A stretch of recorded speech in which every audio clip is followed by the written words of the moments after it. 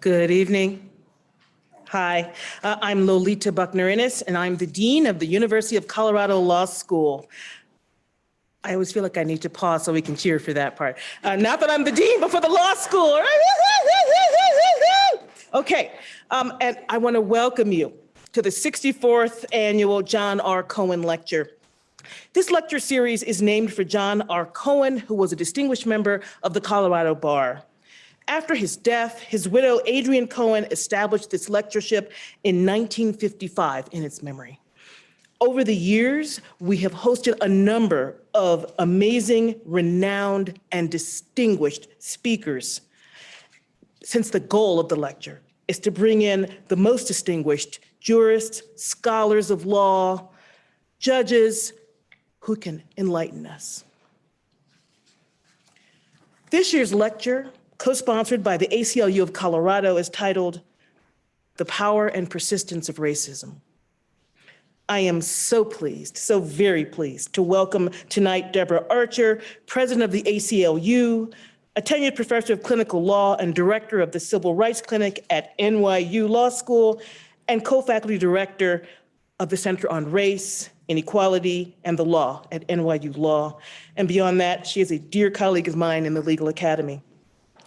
Professor Archer will explore racial justice, and she will touch on housing, voting rights, the criminal legal justice system, and other issues tonight. But before we begin the lecture, I want to invite to the podium Deborah Richardson, Executive Director of the ACLU of Colorado, who will make some brief remarks. Thank you, sir.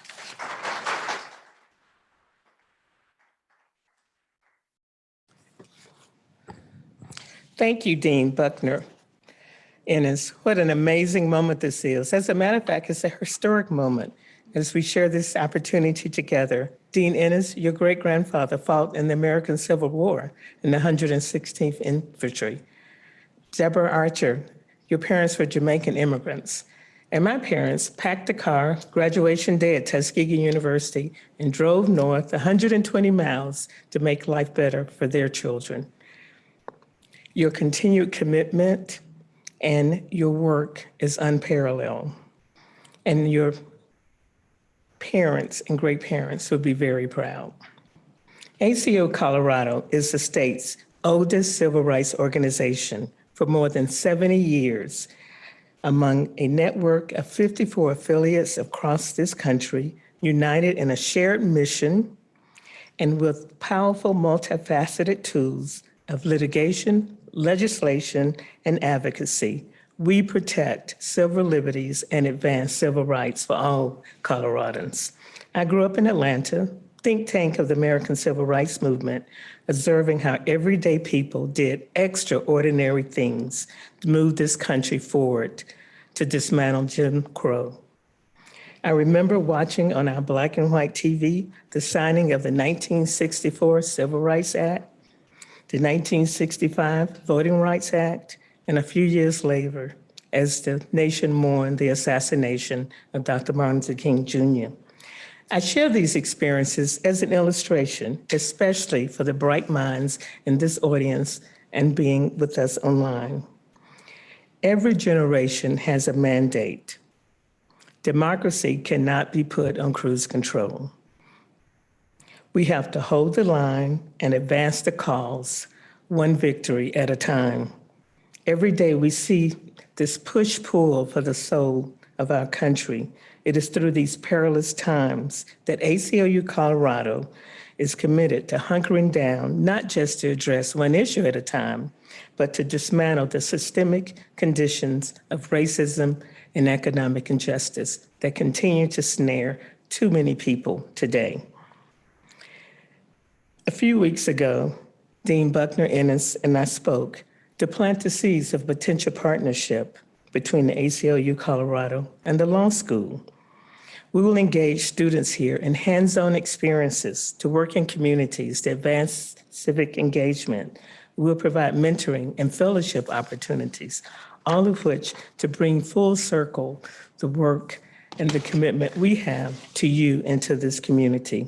As President Archer said, and I paraphrase, our work is about closing the gap between the America that was promised as well as moving forward the America that should be. I truly believe that the arc of the moral universe bends toward justice, but we have work to do. Let's get it done. Thank you.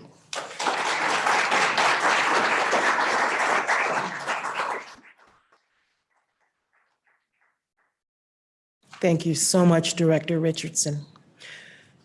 And also, thank you so much for your partnership, and we are delighted to co-sponsor with the ACLU of Colorado. And now, without any further ado, I want to bring to you Professor Deborah Archer, President Deborah Archer of the ACLU. Thank you.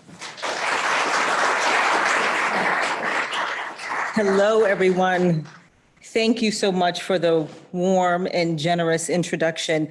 Deborah, it has been such an honor to be your colleague at the ACLU and to see your leadership and transform that office, the powerful work that you're doing here in Colorado.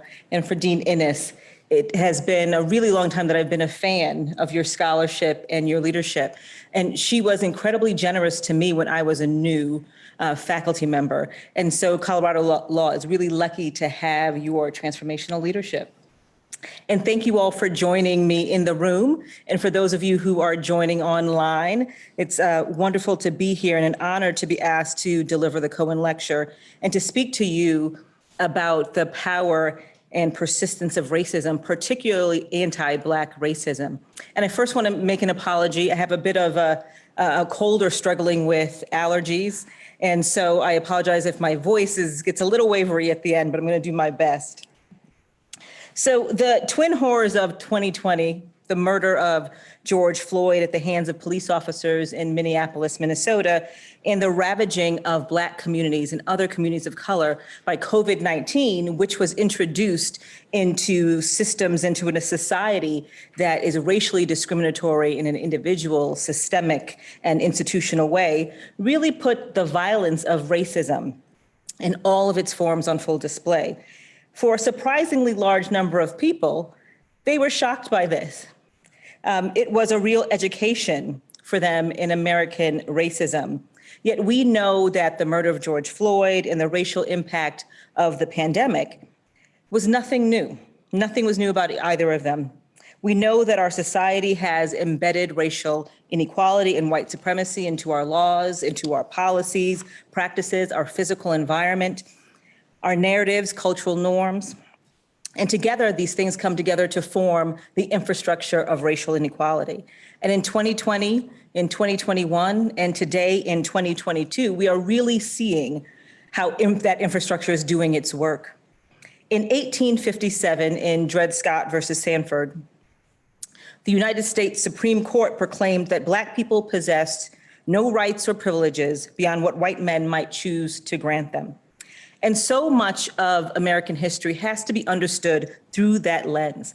American institutions and laws, our cultural norms, have developed as tools to subjugate, to control, to regulate, to devalue Black people. Although formal slavery ended with the adoption of the 13th Amendment in 1865, lynchings continued until 1968. And they both have been replaced with new tools, often state authorized or state sanctioned, state sponsored, to continue enforcement of the racial order, tools that have continued to adapt and evolve. Slavery gave way to convict leasing, to Jim Crow, racial segregation, and the theft of Black land and property. The brutal physical abuse of Black people, often inflicted publicly, remains central to the maintenance of white supremacy and is on full display when we look at these examples of racialized police violence. Indeed, I think the infrastructure of racial inequality is working exactly as it was designed to work. In communities of color around the country, racism is all encompassing. And for so many Black people in the United States, it's really hard to escape the racism's brutal grasp. The current moment is, of course, not unprecedented. Every generation has experienced the rage, urgency, anger, and exhaustion that drives demands for change like we're seeing now. Every generation has collectively and publicly grieved racialized brutality and the loss of Black lives. And every generation has been viscerally reminded of racism's grinding pain. And every generation is reminded that our systems are still founded on the white supremacist belief that Black people have no rights or privileges beyond those that white people choose to grant them.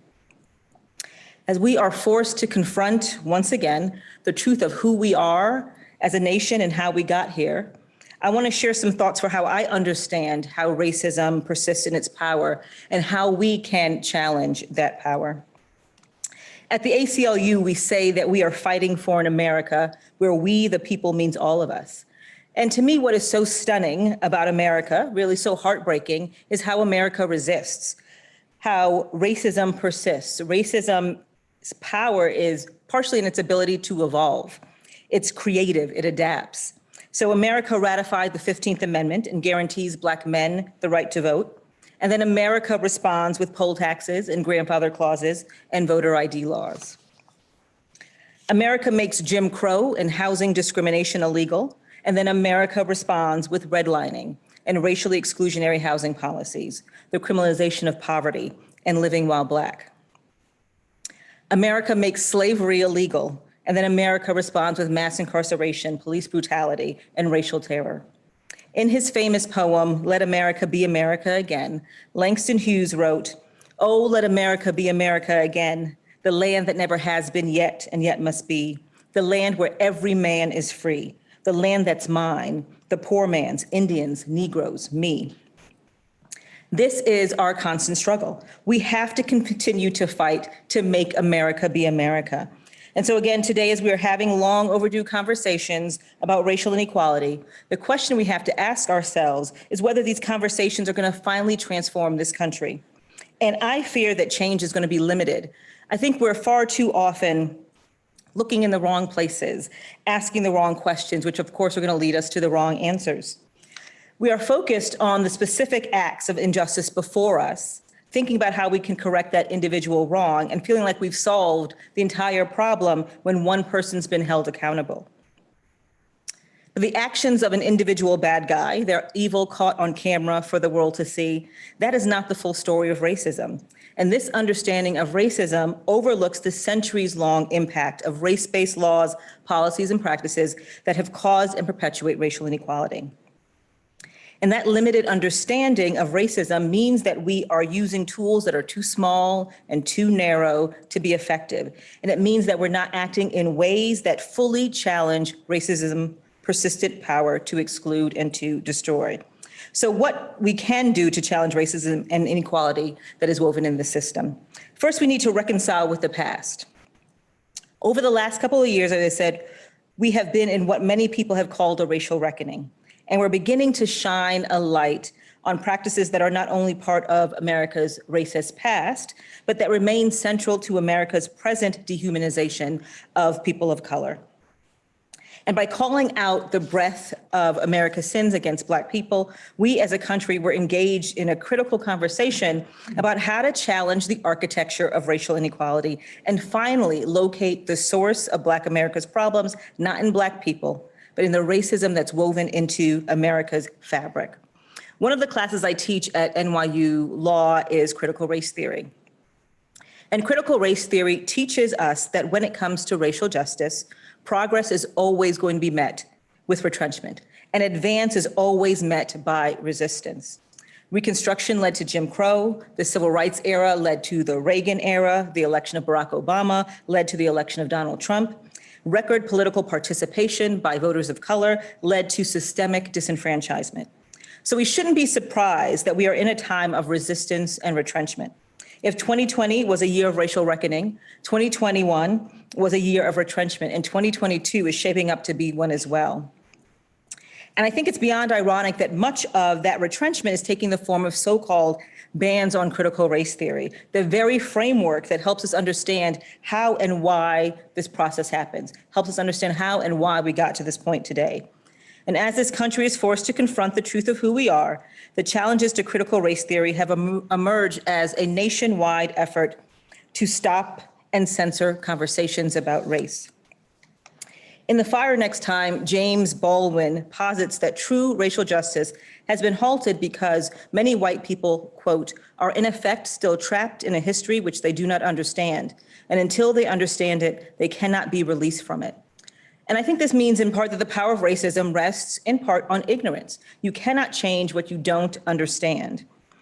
CRT began as a school of legal scholarship that produced a framework for understanding the law's role in enduring racial inequality and the relationship between race, racism, and power, to understand the problem in order to intervene into it and to transform it. But now CRT has been recast as an omnipresent and evil ideology that is anti-American and anti-white. In truth, this is part of a systemic effort to reverse the racial reckoning, to restore the status quo, to recast anti-racism as racism, and to stop meaningful conversations about racial equality. So rather than engage with conversations about structural racism, we now have a wave of laws that seek to silence individuals, educators, young people, and impose an alternate version of American history, one that erases the legacy and reality of racial inequality and systemic racial oppression. But the roots of racism in 2022 often have a direct line to the racist policies and practices of the past. And we can't dismantle the racism today unless we take the time to acknowledge and explore those connections. Because I don't think you can have healthy fruit if you don't root out the poison in the tree. This includes work to address the legacy of slavery. Slavery was a system of theft. It was theft of life as people were stolen, enslaved, and brutalized. Slavery was theft of property through forced labor. It was the theft of identity and home as people were repeatedly ripped from the families and communities and culture that are central to the human experience. And it was theft of happiness, dignity, and potential. And slavery became imprinted onto the DNA of the nation and remains the foundation of racial inequality. And today we see the vestiges of slavery in mass incarceration and mass criminalization. We see it in police violence and brutality. And the systems that replace slavery are all operating in the same vein. They have adapted, as racism always has and always will, but their work is the same. And one example is policing and public safety. Black communities deserve effective and just public safety. But as we all know, the Black community's relationship with policing has always been fraught. And that is not a flaw in the system. I think it's endemic to its design. As we've heard a lot over the past few years, from their inception, police have been tasked with protecting power and privilege, often by exerting control over Black people and enforcing racial order. Modern policing has its roots in the suppression of slave revolts and the creation of patrols to capture enslaved people who had escaped.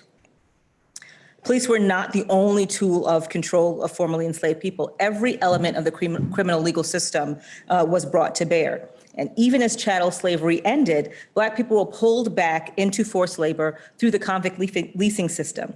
Communities created new categories of crime as a pretext to arrest Black people, or they just arrested them with no pretext at all, and then committed them back to forced labor through the court system.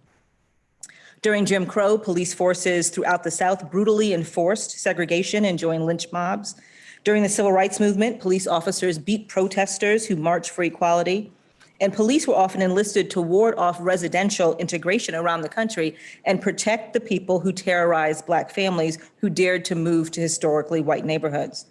And today, I think we're far too often still using police as tools to subjugate, control, surveil, and devalue Black people and other people of color. And I'm sure that many of you have heard people say that this moment calls for radical rethinking and transformation of our public safety system. And we're all struggling to understand what that means. To me, true transformation would mean that police are not the only resort for addressing harm. It means removing police from the enforcement of low-level offenses that shouldn't be criminalized in the first place. Today, in communities of color, we have defunded education, we've defunded affordable housing, defunded public transit and environmental safety. We have divested from the things that would make our communities truly healthy, happy, and safe. So true transformation would mean investing in the resources and institutions that will allow communities to thrive. Affluent white communities around the country already live in a world where they choose to fund youth, health, housing, and education as their primary investment in community safety and happiness. I'm sure that many of you live in communities like those. I do. I grew up in one. And these communities have lower crime rates, not because they have more police officers, but because they have more resources to support the health and well-being of their community in a way that ultimately reduces crime. They don't criminalize their children. They design their own lives so that they can walk through the world without having much interaction with police officers at all. And I think that we need to identify and unravel the bias that leads us to believe that the same is not possible in communities of color. And we are using the police to manage the problems that our unequal system has created. Instead, we have to invest in meeting those challenges and needs head on. Second, I think we need to eliminate the barriers to full participation in our political process and protect our democracy. We tend to forget it and take this for granted, but democracy is fragile and we have to fight to protect it every single day. If the right to vote is the foundation of our democracy, we have to acknowledge that the foundation is crumbling. We are seeing a systematic state-by-state assault on voting rights. We have seen over 350 voter suppression bills in 47 states, cutting early voting, cutting vote by mail, cutting polling locations in predominantly minority communities, enacting voter purges, strict voter ID laws. And what we are seeing today is certainly heartbreaking and disgraceful, but it's also totally predictable. The reaction to increasing political participation by people of color has always been a wave of voter suppression efforts. The 2008 election was the first presidential election in American history in which voters of color constituted 1/4 of the nation's eligible electorate. That election also saw a massive shift in the racial composition of early in-person voting, with Black voters casting their ballots early in person more frequently than white voters. And the result was an unprecedented effort to cut back early in-person voting in states around the country, and voter ID laws and voter purges. And that's what we're seeing again today. Since the founding of our democracy, Black voters and other voters of color have had to overcome relentless efforts to block us from casting our ballots.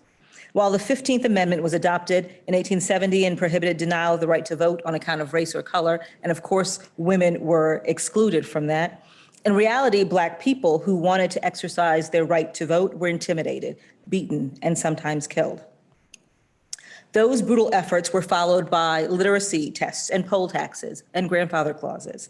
So the fight to keep people of color from voting started out with outright denial and brutality and evolved into creative and ingenious methods to deny, dilute, and suppress the right to vote. We did have a period of relatively robust participation, but then there was retrenchment. And although there are no more literacy tests and grandfather clauses, today we see a new generation of retrenchment and tools being employed across the country. Discriminatory redistricting, as I mentioned, voter identification and verification laws, voter purges, 6-hour-long lines to cast your ballot. And traditionally, we have framed it in the civil rights community as a fight for access to our democracy, for the most vulnerable people, those who are traditionally been excluded. But now the fight really is to protect our democracy, both protecting access for all eligible voters and what has become clear over the last 2 years, to protect and shore up our democracy for everyone. Democracy is a threat to white supremacy, and so white supremacy is a threat to our democracy. In so many areas of civil rights and civil liberties, we are fighting a battle of ideas. But that does not mean anything if those who currently have and exercise disproportionate political power are able to use that power across the country to systematically disenfranchise people of color. Not only does it erect barriers to political participation, but it's going to have the effect of further discouraging people from participating in our political process. And that is actually how democracies die. When people believe that they don't have political power, and worse, when they may in fact be right. We also see the threats to our democracy in attacks on the First Amendment and the right to protest. Peaceful protests by people of color and our allies for racial justice have always been a potent force to drive overdue reform and transformation of discriminatory policies and institutions. It is a powerful reminder of the political power and strength in our communities. It's not surprising then today that the right to protest is under fresh assault, and the law is increasingly employed to threaten constitutionally protected rights. We should absolutely celebrate the power of protest, but also attend to the real threats to that right. Recently, we've seen more than 60 anti-protest bills introduced in about 30 states. This trend follows something we began to see in late 2016, when we started to see a nationwide trend of anti-protest bills targeting the most powerful protests in recent memory. And that includes Black Lives Matter activists calling for an end to police killings, to indigenous and environmental justice protesters demanding no more pipeline construction. Every year since then, there has been a wave of such bills. And over the past year, it's taken on the clip of a tsunami. It's no coincidence that these bills are often proposed by people who harshly criticize Black Lives Matter movement. And it's clear that they're aiming to shut down political speech they disagree with in a direct attack on the First Amendment and the racial justice movement. And over the last 5 years, these bills have taken a variety of forms. Some termed hit and kill bills have proposed immunizing drivers who unintentionally hit people in the street at a protest. Others have deemed pipelines critical infrastructure and sought to impose criminal penalties and really devastating fines on individuals who trespass on construction sites, or people who merely offer food or water to those who are protesting. And the bills have consistently sought to mischaracterize protesters as rioters, terrorists, and outside agitators. And they've proposed increasing penalties on protest-adjacent conduct that is already illegal. And a lot of this is focused on the activity that happens in our streets and our sidewalks. And we have a really rich history that illustrates the importance of our nation's streets and roads as protected sites of protest. During the 1965 Voting Rights March, for example, thousands of civil rights protesters marched the 54 miles from Selma to Montgomery. A year later, close to 15,000 protesters, including Martin Luther King Jr. and Stokely Carmichael, marched along dirt roads and interstate highways from Memphis, Tennessee to Jackson, Mississippi, registering more than 4,000 Black folks along the way. Around the same time, Cesar Chavez, leaders of the National Farm Workers Association, and close to 1,500 farm workers and supporters walked 340 miles through California to bring attention to dangerous working conditions at grape farms across the state. As its history shows, public streets and roads are deeply intertwined with our First Amendment rights just as the idea of protest itself. And we really need to work harder to protect access to protest in our streets and on our roads. Again, the current tsunami is perhaps not surprising, as it followed a time of historic protest in which millions of Americans joined together to protest the continued killings of Black people at the hands of police. Nevertheless, the trend remains deeply troubling, undemocratic, and in most instances, unconstitutional. Next, we need to build prosperity. Gaps in wealth between Black and white households expose accumulated inequality and discrimination, as well as differences in power and opportunity that can be traced back to this nation's inception. Economic justice and racial justice are two sides of the same coin. Economic justice work is critical because it supports our ability to access and enjoy other civil rights and civil liberties. As Dr. King put it, what does it profit a man to be able to eat at an integrated lunch counter if he doesn't have enough money to buy a hamburger? Racial justice requires stable jobs and income, affordable housing, access to financial services.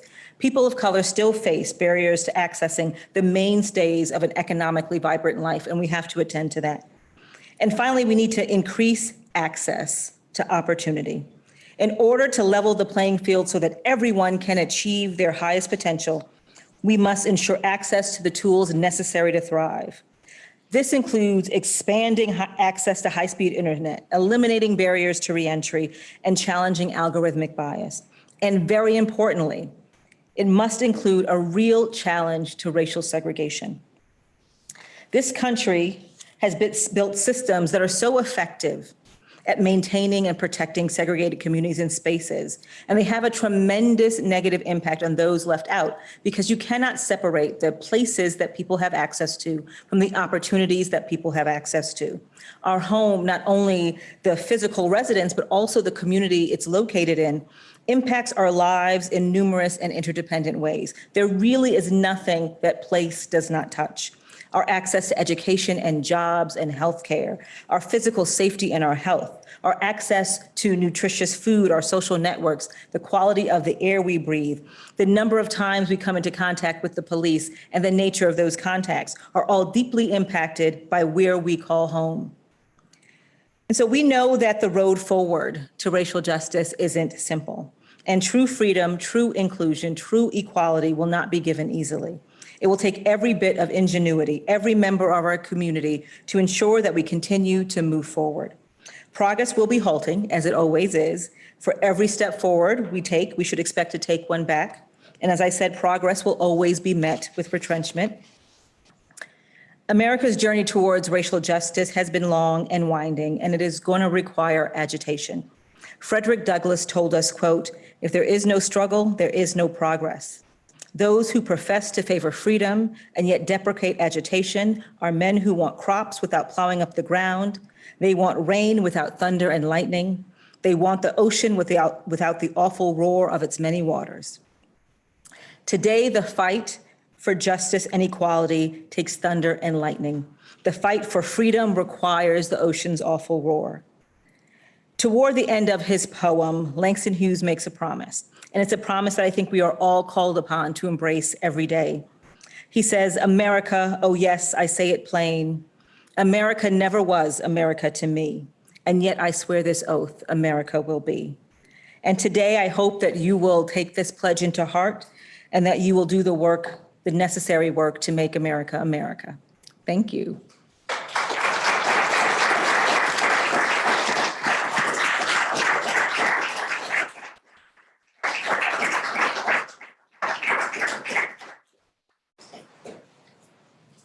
Sure. We're going to have some question and answers right now. And I don't know if anybody's monitoring the online or streaming. I don't know if they have the capacity. So I guess we'll start with just questions from the room, and then I'll see if we can take some others that are. So if there are people in the room who might have questions.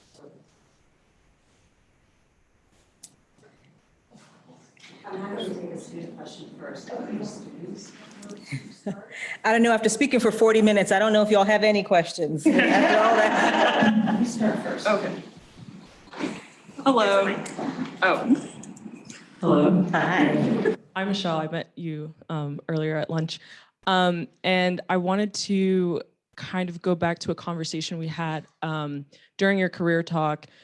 Somebody mentioned something about the differences between, I guess, like education and how Black people, like Black communities, how we view the police and our relationship with that, and how a majority of Black people do find the police very necessary. And then there's the other that is on the radicals front.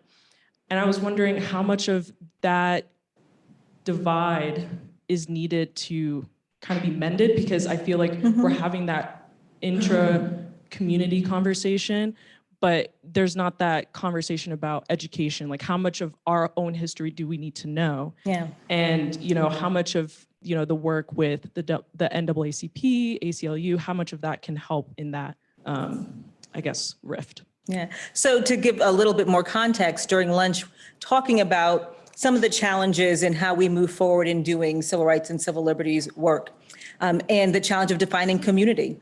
So one thing that people often say is that we should listen to the community should lead. And I believe that deeply, that we should focus on those who are most directly impacted and follow their lead. But it's still a challenge to find who is community. And one of the examples is in policing, where we often hear, and I hear and believe, that people in the community are asking for defunding and a focus on abolition.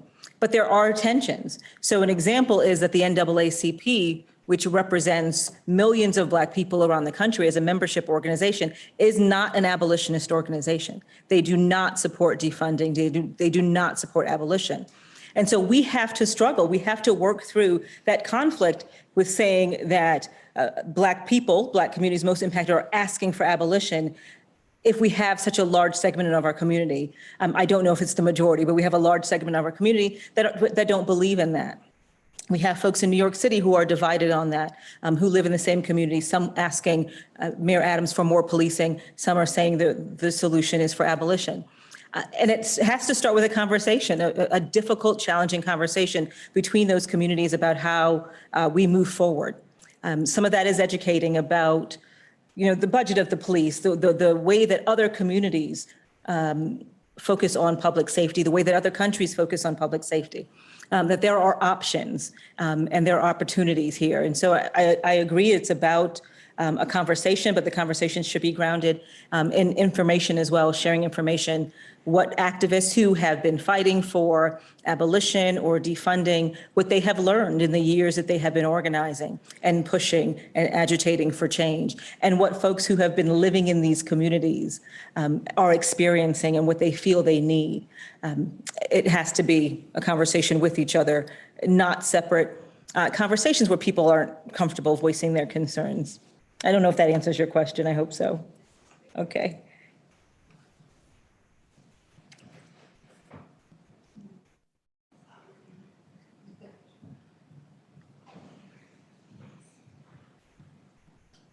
Thank you so much, Professor Archer. I appreciate your comments today. We were talking about that tension earlier last week at the Rothgerber conference. As you know, we actually had folks come from around the country to talk about the legacy of slavery, the vestiges of slavery, and had the benefit of our dean's book, which addresses one of those issues, the relationship between higher education and slavery. And, the through line to criminal justice, to property rights and so forth. So we had an opportunity to talk about just the limitations of the law, not to mention sometimes the fact that the law is the problem. And the night before the Rothgerber conference, we had formerly incarcerated members of our community do monologues to share with us their life experiences. And so I just wanted to share a quote that was said that night. Colette, one of the formerly incarcerated members of our community, said, "I was incarcerated before I went to prison." And that really stuck to me. Right? There's sort of this idea that you mentioned. Sometimes one of the greatest threats to our democracy is our own minds, right? That our minds are sort of shackled in ways. How do we get out of that, right? How do we, in fact, sort of unleash ourselves from our own limited thinking and have hope, especially in a time like this where it's very easy to feel sort of hopeless as that retrenchment comes and that's, that next wave of resistance. Yeah. What do we do to unshackle our minds? How do we, in fact, do that? It's funny when you said first the quote, "I was incarcerated long before I went to prison." I think about the way that our communities are often designed to keep people within those communities in multiple ways. I was talking earlier, one of my areas of research is on infrastructure and looking at the way that we built our interstate highway system to not only destroy Black communities, but at the request of white communities, to build them to contain those Black communities, to surround them. We build streets and our street grids. Atlanta has lots of one-way roads that lead Black people away from the white community to keep us out of those communities, to keep us from accessing opportunity. So I thought about it in the way that we have put so many people of color in cages and boxes long before they're incarcerated, by the way that we trap people in communities that are then starved of opportunity, like access to resources, access to jobs. And all of those things send a message to people in those communities about their value and about their worth, about what's possible for them, what opportunities should be available to them, what they're capable of. And so not only challenging those physical structures that keep people, but challenging those messages. Robert Moses was one of the architects of using infrastructure and roads to keep Black people and Latinx people in New York in particular from access. And then his model was replicated around the country. He has a park in Harlem in which in the fence in the park are monkeys. The only park in which he did that. To send a concept, the messages are everywhere, and we need to find those messages, to tear them out, and to send new messages to people about what is available to them, what opportunities belong to them. My parents, as I mentioned earlier today, are Jamaican immigrants. I'm the first person in my family to go to college, and the messages were constant about where I belonged and where I didn't belong. And luckily, I had people in my life that said that though that's not true. You belong wherever you want to be, and pushed me to enter spaces where I may have been the only one, where people may have told me that I didn't belong. But I went there and made sure that I got the same opportunities out of those spaces as everyone else. And so I think we, on individual, on group, systemic, community-wide level, really need to push back against those messages and those systems that we use to kind of contain what we think is possible for ourselves and what other people think are possible for us. In terms of joy, I was talking about this morning.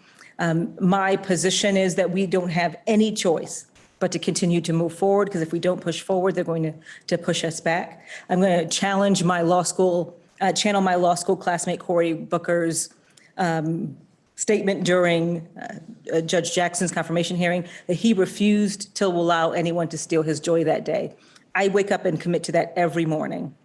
I refuse to allow anyone to steal my joy, that I'm going to continue to find joy in the small things and the big things, to find joy in the struggle to protect my people and my community. And so wherever we can find joy, we should take advantage of that joy. I think people of color in particular, other people from marginalized communities are used to kind of holding two things at the same time, kind of the sadness and despair and the joy. And I think about that on January 6th, when many of us were celebrating that we were about to have the first woman of color elected vice president, the first woman elected vice president, and to hold that joy and that image in our head at the same time that we were seeing the Confederate flag being marched through our Capitol. I thought about it during the course of Judge Jackson's confirmation hearings.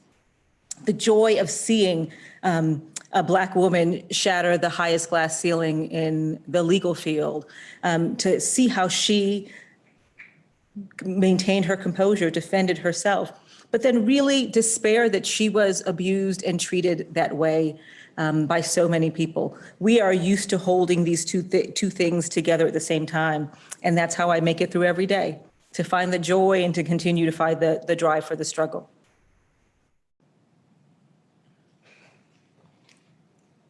So thank you so much for being here with us this evening.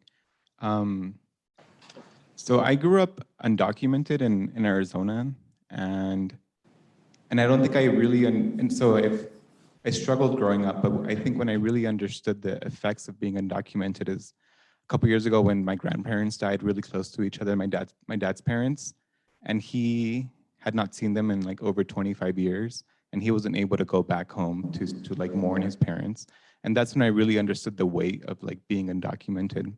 And coming to law school, being in classes where we're reading cases that are so old and it almost seems like it has nothing to do with me. And I've been in moments in classes when I'm thinking like, I really wish the professor would take this moment to bring a conversation about race, because we're talking about a case where maybe the plaintiff is a person of color who's challenging a law that to me feels very clearly about race. And so my question is about like, you as a professor, what are the duties or responsibilities of professors, law school professors, to maybe update curriculum or to have conversations in class that are meet the moment that we're in now? There's a lot of classes like maybe finance classes or property classes that don't immediately maybe show how they're connected to race, to race and to racism. But again, because I grew up in undocumented law and the ways that it restricts us has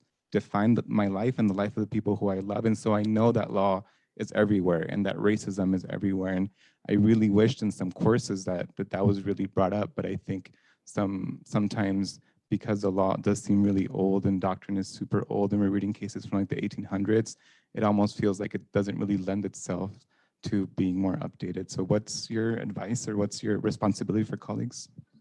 The 1800s is a necessary evil, right? It's important to understand the history, important to understand the evolution of the law, to understand how we got to where we are today. So I do think that's important. In all the classes I teach civil procedure, teach some old classes, students struggle, I ask them to bear with me as I help us get through the past to come to the present. And so I do think some of that it is really necessary, and we would be doing you a disservice if we did not take you through some of that history and that grounding in the law. But I also think it's important for us to teach this next generation of legal advocates how to challenge today's problems. And so it's important for us to then start with that grounding in history and come to today to help you understand the way that those cases are now functioning in the present day, to understand how to use those cases to advance the causes that you are interested in advancing. I think there are some challenges with doing that, particularly around conversations with race. A lot of my colleagues don't feel comfortable, don't feel like they have the tools that they need to navigate challenging conversations about race. And so the Legal Academy needs to make sure that all faculty have those tools. We need to be better to make sure that everyone is able to raise issues around race, around other types of inequality, right? Because it's not just race that often gets ignored in these discussions. Economic justice issues get ignored, issues around gender, sexuality, disability, all of those things are parts of these cases that we don't often pick apart and discuss. We all need to have better tools, and so that we know how to have those conversations. And I also want to acknowledge that it's better now than it was before, but faculty like me and some of the other members of your faculty here in this room early on paid a cost for raising those issues around race. It is reflected in our teaching evaluations. I came here to learn finance and they want to talk about race, and that's not what I paid for. I came here to learn about civil procedure and they want to talk about race, and that's not what I'm here for. And so part of that is still that, you know, we're facing those uphill battles with our teaching evaluations. We're, you know, having those critiques in there, complaints to the dean about how we're teaching, and there are repercussions. So it's really complicated, unfortunately. But at the end of the day, I agree with you that we have to find a way to do it. We have to find a way to support the faculty members who don't know how to have conversations about race and want to, and we need to find a way to better support faculty members who are having conversations about race. We have time for about one more question. Thank you, and thanks for your lecture. You and I were actually at Yale together. We'll have to catch up in a second. And you and I both know, many of us know, that the organization you had was founded in 1920 by Roger Nash Baldwin and Crystal Eastman, both of whom were radical socialists, certainly at the time.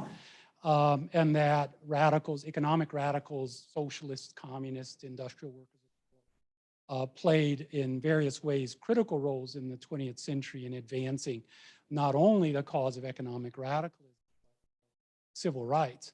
And so the question I have for you, and I hope it doesn't put too much on the spot, is— I'm nervous already. Is today's ACLU prepared to commit itself in similar measure to the revitalization of economic radicalism today as something that can, aside from confronting the issues of economic inequality in this country, also contribute in important ways to the problems of racial inequality in America today? So I'm not sure what you mean by economic radicalism, but I can tell you that the ACLU of today is committed to all of our founding principles, to all of the work that we did. This is our 101 years old.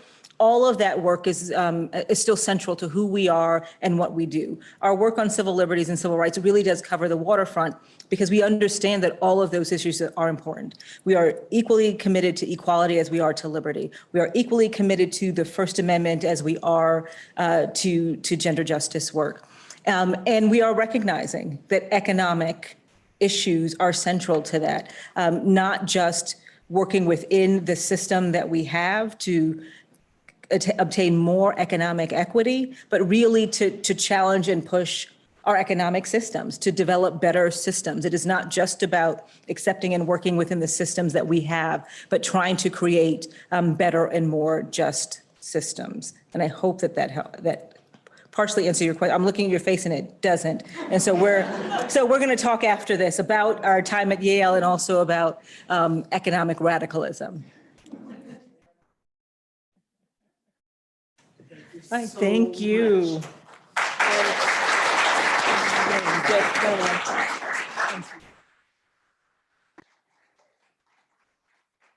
Thank you so much for all of you who are in our live audience, as well as those of you who are virtual, for joining us for this year's Coen Lecture.